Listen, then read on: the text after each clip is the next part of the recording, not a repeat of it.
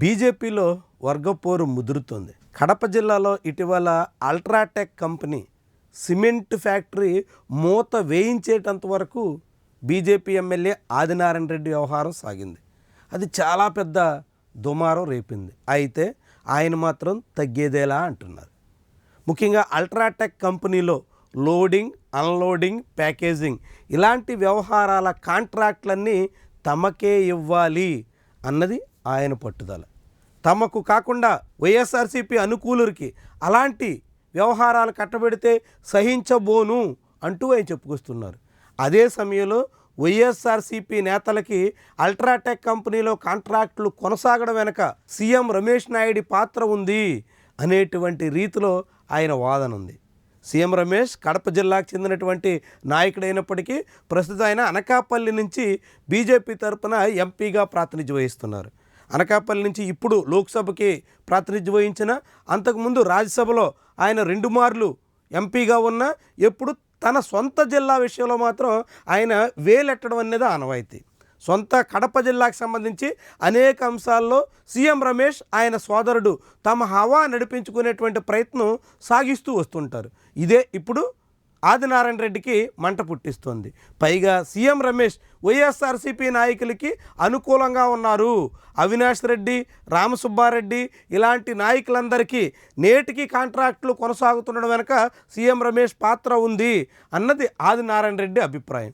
దాంతో ఇప్పుడు కడపలో ఆదినారాయణ రెడ్డి వర్సెస్ సీఎం రమేష్ అన్నట్టుగా సీన్ కనిపిస్తుంది. ఒకవైపు ఆదినారాయణ రెడ్డికి వ్యతిరేకంగా వైఎస్ఆర్సీపీ నాయకత్వం అనేక రకాలుగా ప్రచారాలకు పూనుకుంటుంది. అదే సమయంలో ఆదినారాయణ రెడ్డి వర్సెస్ జేసీ ప్రభాకర్ రెడ్డి అన్నట్టుగా ఆర్టీపీపీ ఫ్లై యాష్ విషయంలో పెను దుమారమే నడిచింది. ఇప్పుడు ఆదినారాయణ రెడ్డి వర్సెస్ సీఎం రమేష్ అన్నట్టుగా కొనసాగుతుంది. ఇదే అన్నింటా ఆదినారాయణ రెడ్డి అందరితో, అటు ప్రత్యర్థులతో, ఇటు సొంత పార్టీలో, ఇటు కూటమి నేతలతో అందరితో తగులు పెట్టుకుంటున్నట్టుగా చాలా క్లియర్గా కనిపిస్తుంది.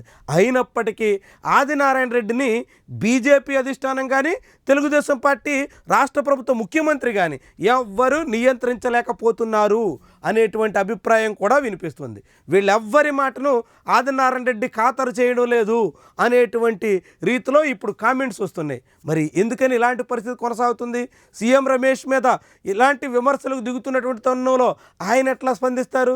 చాలా ముఖ్యమైనటువంటి వ్యవహారం. సీఎం రమేష్ ఆరంభం నుంచి అధికారంలో ఎవరుంటే వాళ్ళతో కాసింత సన్నిహితంగా మెలిగేందుకు ప్రయత్నిస్తారు అనేటువంటి పేరుంది. వైఎస్ఆర్సీపీ అధికారంలో ఉన్నప్పుడు కూడా సీఎం రమేష్ తన అనుచరుల ద్వారా, తనకు ఉన్నటువంటి పరిచయాల ద్వారా అనేక కార్యకలాపాలు చక్కదిద్దుకోవడంలో సిద్ధహస్తుడు అనేటువంటి గుర్తింపు ఉంది. అలాంటి సీఎం రమేష్ ఇప్పుడు తాను తన కూటమి అధికారంలో ఉండగా వైఎస్ఆర్సీపీ నేతలకు అనుకూలంగా వ్యవహరిస్తున్నారు అనేటువంటి విమర్శలు రావడంతో ఇప్పుడు సీఎం రమేష్ స్పందన అనేది బీజేపీలో ఈ తగాదాలని మరింత తీవ్రమైనటువంటి స్థాయికి చేర్చేలా కనిపిస్తుంది. ఇది ఎక్కడి వరకు దారితీస్తుంది? ఇప్పటికే బీజేపీ వ్యవహారాల్లో ఆదినారాయణ రెడ్డి ఉక్కపోతగా కనిపిస్తున్నారు.